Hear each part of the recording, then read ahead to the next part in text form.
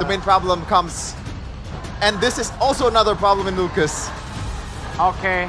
Because seeing the CC, I understand the sentiment that you were explaining earlier on, but they would have to go for more utility in the jungle, no? Yeah, a bit more Balance it utility. out. All right, so there it is. The signature Lucas pick-in for Sutsujin here in their third game for RRQ. They're 1-1 right now. Will RRQ be able to go match point, or will Alter Ego get to that point first?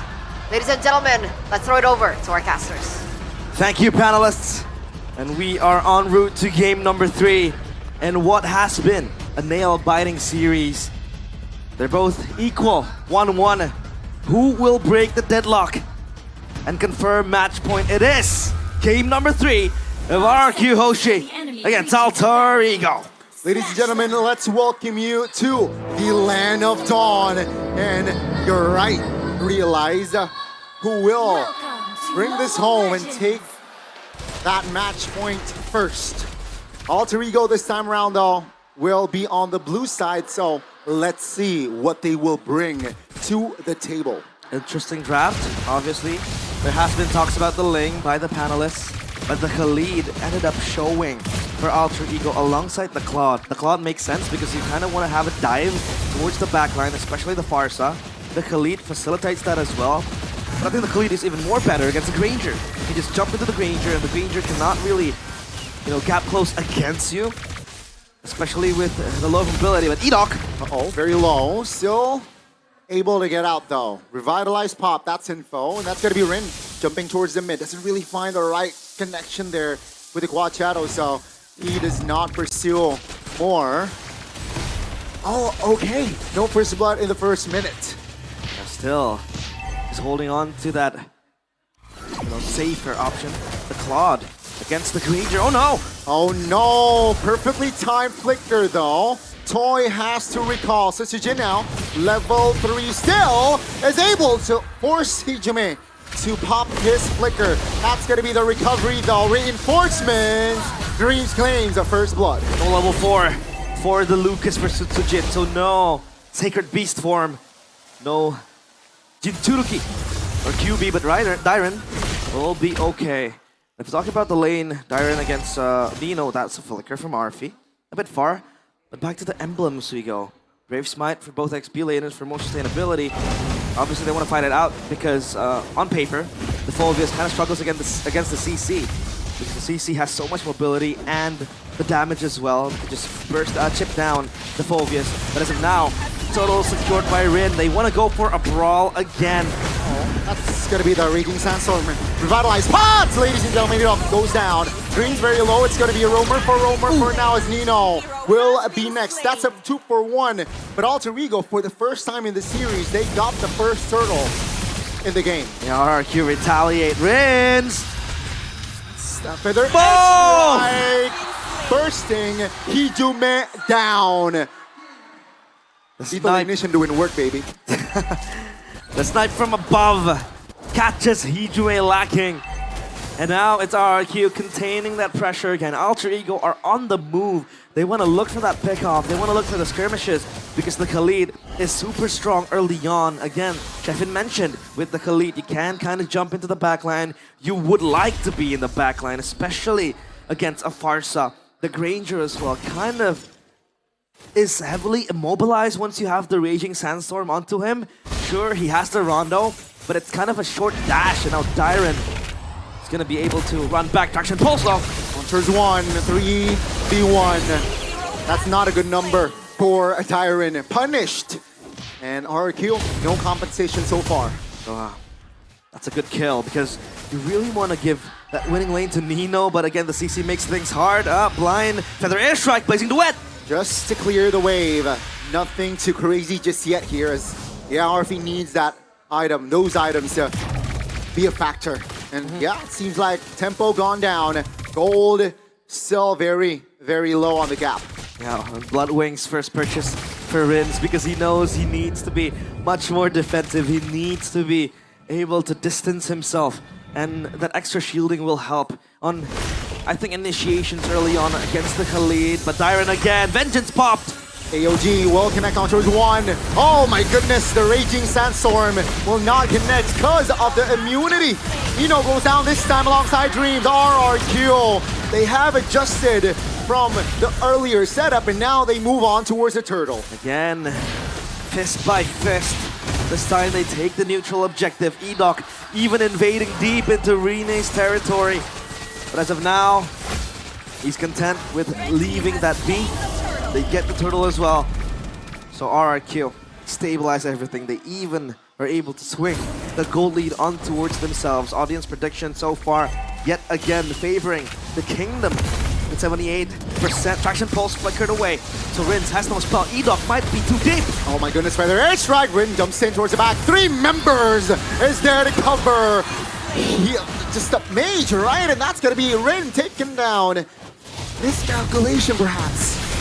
It's hard for the Hayabusa to get that burst early on because Setsujin, he's a fighter, yes, but he's relatively tanky against the Hayabusa, right? And then you have Edok as the Gatot Kacha. Rin still lacking an item as well, only the Hunter Strike completed. And it's Setsujin rushing that War Axe after the Hunter Strike. Toy has the Sky Piercer ready, so expect more presence from the Granger to participate in the team fights. He's able to do just that and maximize that stack from the Sky Piercer. Arfi up top, he's still not a force to be reckoned with, right? He's still just there chilling because no items can make this Claude good enough in the early game. He needs 2 or 3 items to then go online. But we can see that a threat is there for RRQ. Definitely. 2,000 gold lead already established, which, what, that's 2 minutes ago? It was just a couple of hundred. And yeah, RQ entering the mid game seems like they are the more stable team. Let's see Alter Ego doing something here. AOG defensive lead up. Very well there. Get out of that threat. Another plus point of the Gatot Kacha, right? You can kind of commit into a skirmish. You can kind of throw away your body, but you have the AOG to safely land back to a safer spot, to a better place. For RRQ now, it's all about just waiting for the timers to pop. I mean, Rin's 3 kills, already pretty heavy in terms of the damage. Now it's just up to them enabling Toy. But RRQ, they want to play with the turtle. Nino is close by. Hijume might get caught. Uh-oh, gotta be careful. Hijume flickers out. Tsutsujin finds a fireball to take him down. That's gonna be Dreams isolated and taken down. Tsutsujin claims the double. Alter Ego fights with 3 as the turtle, the last one, is still up. That's the Biju Dama right there. A tail beast bomb from Naruto. And now RRQ. They want to siege on the turret. Oh! 3-man knockup, will it be enough? Arfi, no damage whatsoever, and he will be bursted down. AOG landing on towards no one as Alter Ego. They have defended their mid, but they lost Arfi in the process. He went for that blazing duet, but again, like we discussed, no damage whatsoever. Edok is gonna be fine. Still tanky enough, but hey, Dreams! Oh no. Flicker's out of danger. Rin actually stole the turtle, but he will be traded back. Edok gets taken out, so that's a roam for a jungler, but RRQ, they have secured their own turtle. RRQ with a marginal lead. 3.6k, even 3.7k now. They will try to secure topside push, and now it's Arfi only looking to farm up. I think Alter Ego are trying to force the fight way too much. Arfi isn't even online yet. They can only play with the Kimi plus the Hayabusa. But then again, the Hayabusa doesn't seem to have that damage needed to burst down. Oh, Dreams. Sandstorm defensively, but Shadow Kill. Oh, no threat whatsoever with that Shadow Kill. Setsujin move forward and from above. That retribution, very clutch. Setsujin got it. He is, though, 2 levels above Rin. Absolute blunder there from the Lucas from Setsujin. And so far, item check. 3 items for Toy. And Arfi only has the Golden Staff plus the DHS. So defensive items yet, but now... Out of position. Rin again. 3 times already punished. And yeah, that will build the tempo for the Kings of Kings to perhaps secure game 3. Rin has been totally shut down in this game. We haven't really seen the Hayabusa able to exert pressure. It feels like RRQ are just playing it carefree And now Nino might be next on the blacklist. Nasty damage already coming from Toy. Turret, bottom side, inner, will fall. Oh my goodness! What? That's the solo from Rins! Rins, oh Rins! Just waiting for that bush, on that bush, and Arfi, no chance that he survives that. It's hard. I know for a fact Arfi really wanted to shove that wave up top. But you're weak at this point. And the far side, 6-0. Traction pulse onto Edok. AOG defensively again. So they wouldn't really go for Edok because Edok can just run back. Nino now stuck in no man's land. Oh, different story. Edok has the AOG, but Nino does not. And RRQ, they will be able to punish that. As 10 minutes in, so far it's a stomp. I'm trying to probe onto possible winning conditions for Alter Ego. I think it was always the dive, the pushback that they have, you know, just jumping onto the faces of RRQ. But it feels like as of now, it's all tamed down. The Hayabusa ain't doing damage. I mean, the Claude recently was able to achieve that Trinity. But RRQ has grown stronger by the minute. It's hard to penetrate them. They're impervious at this point. And Rins is just a menace with this Farsa. So what do they do now? Do they look for a momentum? Maybe a misplay from RRQ and then turn things around? But as of now, I think RRQ are playing this flawlessly. Yeah, it's near to perfection. The tight formation from RRQ makes it so hard for Alter Ego to find an opening. Real world, just feather airstrike, right? Yeah. That's already zoning, what, 2-3 members of Alter Ego, and that will be enough. RRQ, they don't need to force it. I think Alter Ego could play around that traction pulse. I mean, it's always a utility tool for the Kimi, but again, that question that has to be answered is who bursts down? Who can burst down the players of RRQ? And even Rin against Dyren 1v1. AOG on top! Oh no, no shadow whatsoever. Ladies and gentlemen. No. 0-4-3 from Rin. Ay, Shuriken's broken. Jutsu's gone. No chakra for Rin, and now they siege. Raging Sandstorm will not do anything. Arfi! Tsujin though, finding an opening. Winner crown! Oh my goodness, he survives that. Now it's gonna be Dream, Tijo Man, Nino defending. Vengeance pot by Dyren. That's a pull, great taunt, but Nino will not survive. Toy is there to secure the kill. Toy is toying with Alter Ego. Again, he has that range to just poke down and burst down. Alter Ego, Hijume, even under pressure, shadow kill. Defensively to at least clear the wave. AOG Boom. to Dreams!